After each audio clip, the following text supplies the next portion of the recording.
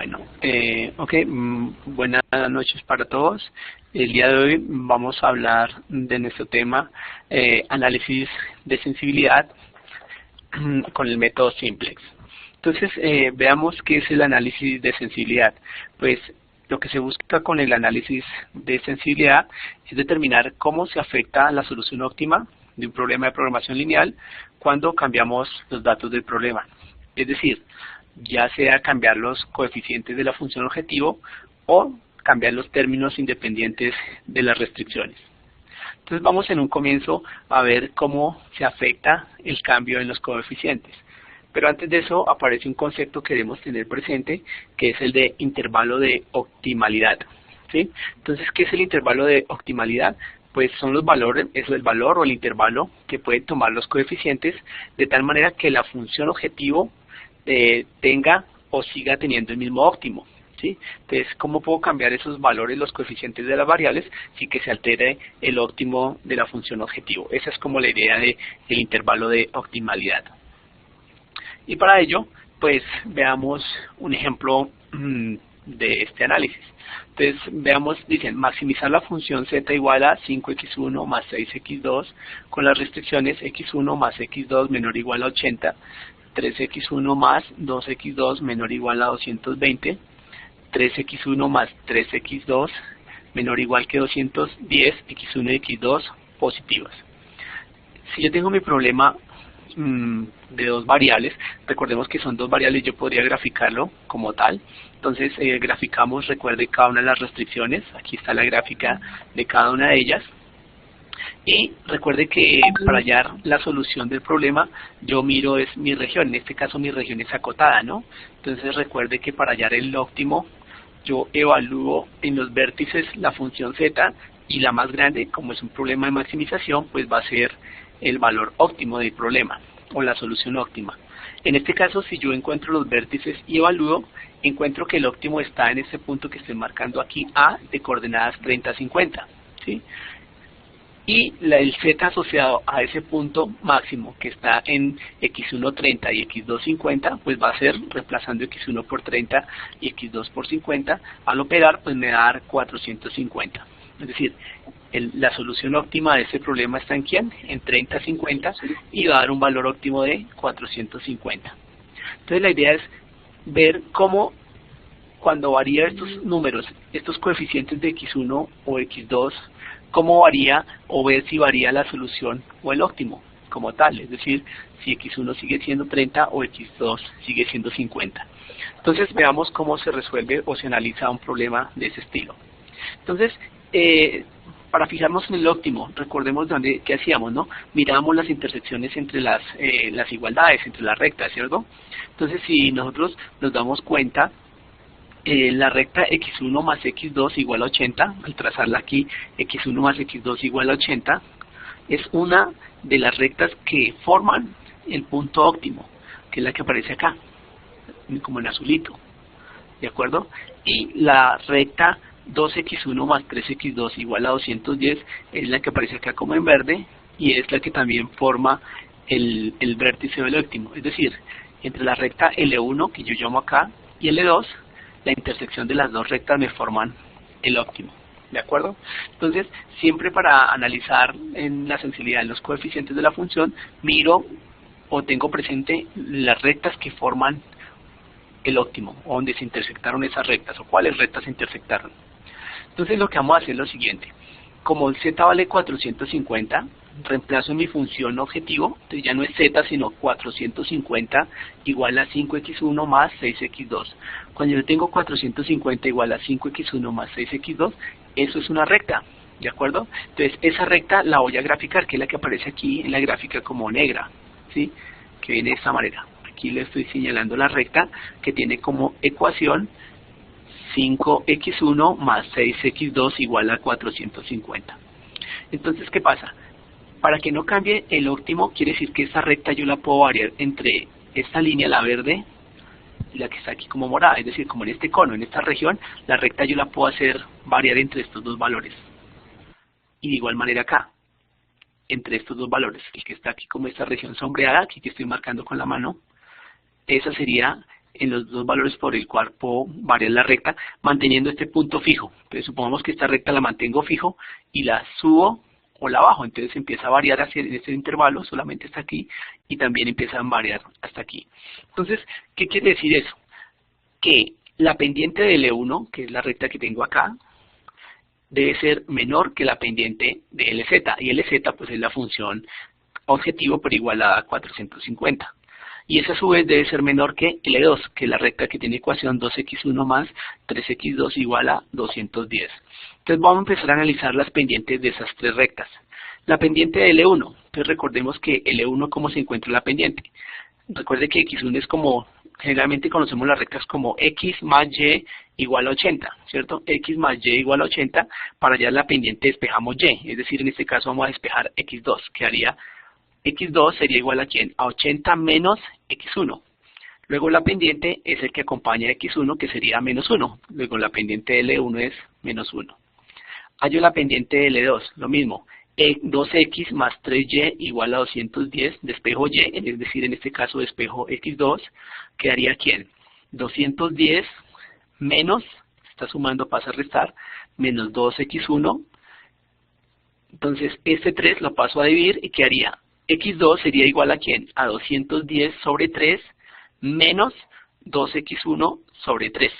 Es decir, mi pendiente sería menos 2/3, que es la que aparece acá. ¿Sí? Entonces ya reemplacé la pendiente de L1, reemplacé la pendiente de L2. Pero quiero encontrar la pendiente de LZ. Recuerde que la idea original es mirar cómo puedo variar los coeficientes de x1 y cómo puedo variar los coeficientes de x2 sin que se altere el punto óptimo. ¿De acuerdo? Entonces en vez de 5 voy a ponerle una variable t1 y en vez de 6 le voy a poner una variable t2 a mi ecuación. Entonces quedaría como la z igual a ¿quién? A t1, que es más o menos lo que tengo acá, t1 x1 más t2 x2. Nuevamente reemplacé t1, en vez de 5 coloco t1, el coeficiente, en vez de 6 coloco t2. Y hallo la pendiente, ¿cómo? Despejando. Recuerde que al despejar, pues me quedaría pendiente igual a ¿quién? A menos t1 sobre t2. Esta sería la pendiente de mi función objetivo, colocando valores t1 y t2. ¿Listo? Es decir, ¿qué quedaría entonces? Que menos 1 sería menor igual que menos t1 sobre t2 y a su vez menor que menos 2/3. Como la idea es mirar qué pasa cuando dejo uno fijo y el otro lo varía, entonces vamos a hacerlo de esta manera. Si a t2 lo vuelvo 6, es decir, a t2 lo dejé quieto, entonces voy a ver qué valores puede tomar t1 para que la función objetivo, o más bien para que el óptimo se mantenga. Entonces lo estoy diciendo acá, si t2 es igual a 6, reemplazo en el intervalo que tenía antes el valor de t2, entonces quedaría menos t1 menor o igual que t1, lo dejé quieto, sobre t2, pero t2 vale 6, menor o igual a menos 2/3. Despejo de aquí t1, entonces al despejar t1 me quedaría que t1 va a estar entre 4 y 6, ¿de acuerdo? Ese sería el intervalo de optimalidad para el coeficiente de x1, es decir, para t1. Es decir, t1 puede valer entre 4 y 6 y el punto óptimo seguiría siendo 30-50. ¿De acuerdo? De igual manera, entonces lo hago para la otra variable, para t1. A t1 le hago 5, es decir, dejé esto fijo, 5, y a t2 lo voy a dejar variable. Entonces, donde aparezca t1, pongo 5, vuelvo a mi ecuación, menos 1, menos t1, pero como t1 es 5, me queda menos 5, divido t2, menor o igual que menos 2/3. Despejo t2, yo obtengo que t2 debe estar entre 5 y 7.5. Es decir, cuando los coeficientes de x2 están entre 5 y 7.5, el punto óptimo sigue siendo igual. ¿De acuerdo? Y de esta manera se encuentran los intervalos de optimalidad, que es lo que le piden. Es decir, entre quién y quién puedo variar estos coeficientes para que la función sigue siendo el punto óptimo al inicial. Eso significa el análisis de sensibilidad como tal. ¿Cómo puedo cambiar estas utilidades, digámoslo así, para que este punto 30 y 50 siga siendo mi solución óptima? Esa es la primera parte de sensibilidad, como les decía, cuando varío los coeficientes de la función objetivo. Segundo, aparece entonces el análisis de sensibilidad cuando realizo cambios al lado derecho de una restricción. Pues cuando se realizan dichos cambios, ¿Qué se ocasiona? Pues que cambie la solución óptima y que cambie la restricción factible. Es claro que cuando cambio las desigualdades, el lado derecho de las desigualdades, la región factible va a cambiar y por ende el óptimo, ¿de acuerdo? Entonces, pero antes de ver un ejemplo de cómo esos cambios o cómo se encuentran o se analizan esos cambios, hay algunas definiciones que queríamos tener presente por retomar. La primera de ellas es qué es el intervalo de optimalidad. Como ya decíamos, pues hace referencia al intervalo, a los valores que puede tomar los coeficientes de la función objetivo para mantener el óptimo que se tenía inicialmente. Aparece también el intervalo de factibilidad, pues hace referencia al intervalo donde varían los valores o los números del lado derecho de la restricción. Cuando son coeficientes se habla de intervalo de optimalidad, cuando es términos independientes de las restricciones se habla de intervalo de factibilidad. Y aparece otro concepto que es el precio sombra. El precio sombra se define como la variación de la función objetivo dividido o sobre la variación en el lado derecho de una restricción. Entonces, para entender un poco más ese concepto de precio sombra, veamos un ejemplo. La idea es la siguiente. Entonces, mire que el ejemplo que tengo acá es parecido al ejemplo inicial, ¿sí? Aquí la diferencia es que la primera era x1 más x2 igual a 80. Entonces, lo que estamos es cambiando el lado derecho de una restricción. Aquí tengo entre paréntesis el valor anterior. El valor anterior era 80, ahora lo pasé a 82. Entonces, lo que vamos a hacer es graficar esta región factible. Cuando yo grafico la región factible es muy parecida a la que tenía originalmente, pero ¿qué pasa? Vuelvo y juega, saco la región factible, saco los vértices, veo que es acotada, evalúo y miro dónde está el mayor. Resulta que el mayor de este nuevo ejercicio es claro que cuando le cambio un número ya cambia el ejercicio. ¿Por qué? Porque decíamos que cambia la región factible. El máximo se encuentra ¿en quién? En 36 y 42. ¿De dónde salió esto? Pues de haber cogido los vértices, los puntos de corte, lo que hicimos al inicio del curso, y haberlo evaluado en dichos vértices. El máximo entonces dio 456. Cuando yo reemplazo en la función objetivo x1 por 36 y x2 por 46 y opero, esto da 456. Recordemos que cuando estaba originalmente en 80, el z me ha dado 450. Entonces, ¿qué es el precio sombra? Como la definición lo decía, la variación de la función objetivo. ¿Cuánto varió la función objetivo? Si se dan cuenta, pasó de ¿quién? De 450 a 456, es decir, varió 6. 456 menos 450, pues 6. Sobre la variación al lado derecho, pasó de ¿quién? De 80 a 82, es decir, 82 menos 80 da 2. Luego la variación fue de 6 sobre 2 igual a 3. Esa es la variación que se obtiene cuando yo automáticamente hago un cambio en el lado derecho. Y ese es el concepto de precio sombra. Ok, entonces volvamos a retomar nuestro ejercicio cuando nos decía, veamos cómo se afecta mi problema cuando cambio los términos independientes de la restricciones. Profe, me pone un Nuevamente, segundito la un hoja ejercicio anterior. me dice, Listo. hallar el intervalo de factibilidad para... Profe, denme 2 segundos la copia. Acá. Denme 2 segundos la copia. Uh-huh.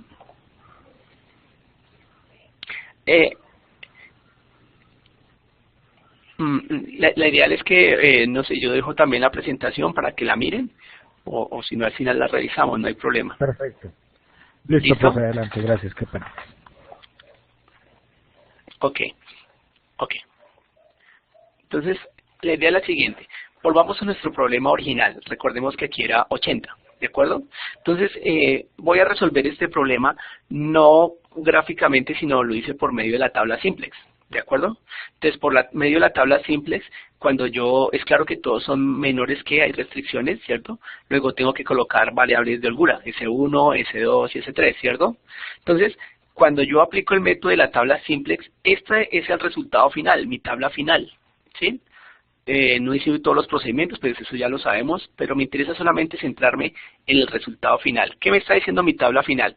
Me dice que la solución óptima es ¿quién? X1 está en 30, X2 vale 60 y que Z vale 450. Y lo escribo acá, ¿no? X1 30, X2 60 y el Z óptimo o el valor óptimo o el máximo es de 450. ¿Listo? Entonces, nuevamente, el ejercicio, les recalco, hallar el intervalo de factibilidad de B1, es decir, ¿qué pasa cuando afecto el término independiente de la primera restricción? Entonces, ¿qué vamos a hacer? Me voy a centrar en los coeficientes en esta submatriz que hace referencia a las variables de holgura, ¿sí? Entonces, cojo esta matriz, ¿de acuerdo? Que es la que coloco acá, y voy a colocar las variables básicas, en este caso es X1, S2 y X2, X1, S2, X2 menos, coloco la submatriz que tenía acá resaltada de las variables de las variables no artificiales como tal, entonces sino solamente las variables de holgura es. ¿Listo? Y entonces, ¿qué voy a hacer? Voy a mirar cómo se afecta un cambio en el primer coeficiente de 80. Entonces aquí le voy a poner 80 más delta B1. Voy a llamarlo ese cambio. Los demás coeficientes los dejo igual, 220, 210. ¿De acuerdo? Estos coeficientes serían este mismo. Lo único que estoy cambiando es el que me interesa, que es ¿quién? La variable B1. Por eso lo llamé 80 más delta B1. Un cambio en el B1. Eso es lo que quiero analizar, el cambio en B1. Entonces, ¿qué voy a hacer para encontrar el intervalo de factibilidad de B1? Pues es claro que yo tengo aquí una matriz de 3 por 3 y aquí tengo una matriz de 3 por 1. Entonces, recordemos en álgebra lineal que la multiplicación era fila por columna. Entonces, ¿qué hago? 3 por este elemento me haría 3 por 8, 24, más 3 delta de 1, eso es lo que tengo acá.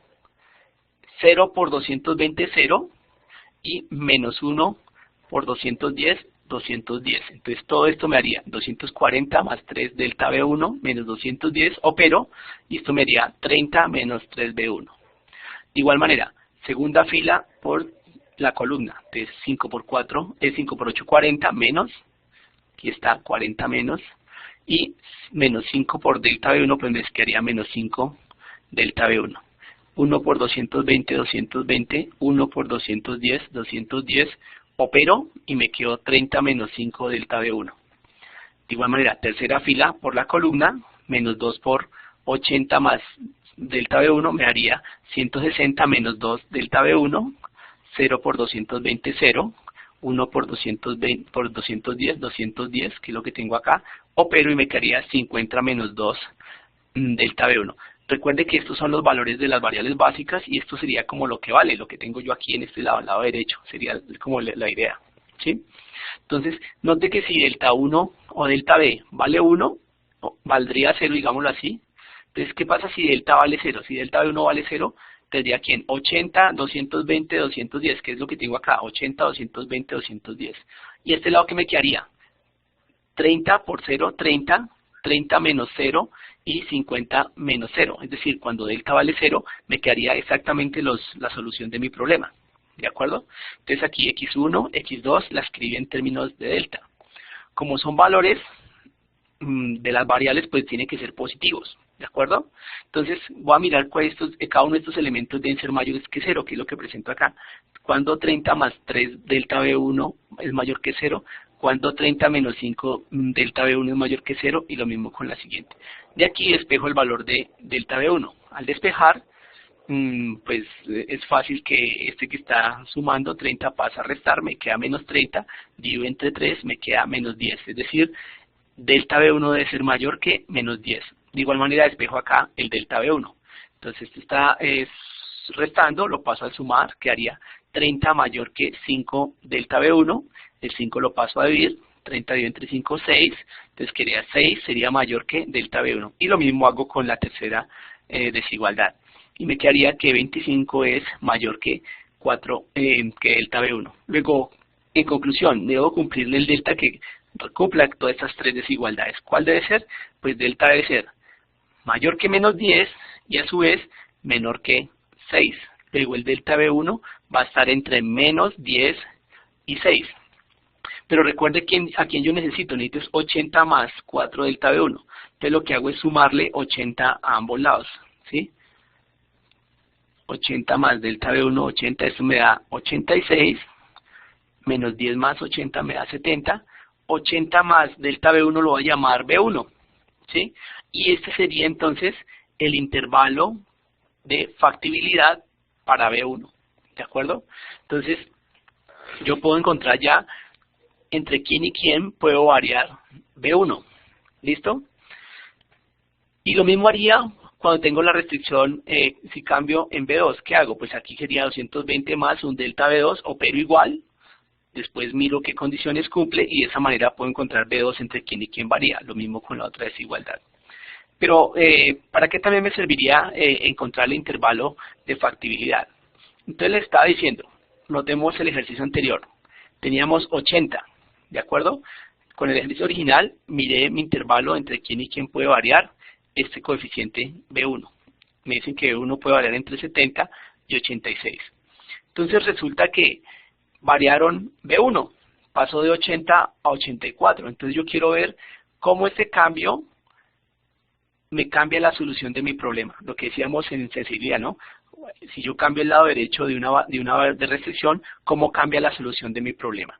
Entonces, volvamos a la matriz que retomé, que resalté. Miren aquí, la que tengo aquí nuevamente, ¿de acuerdo?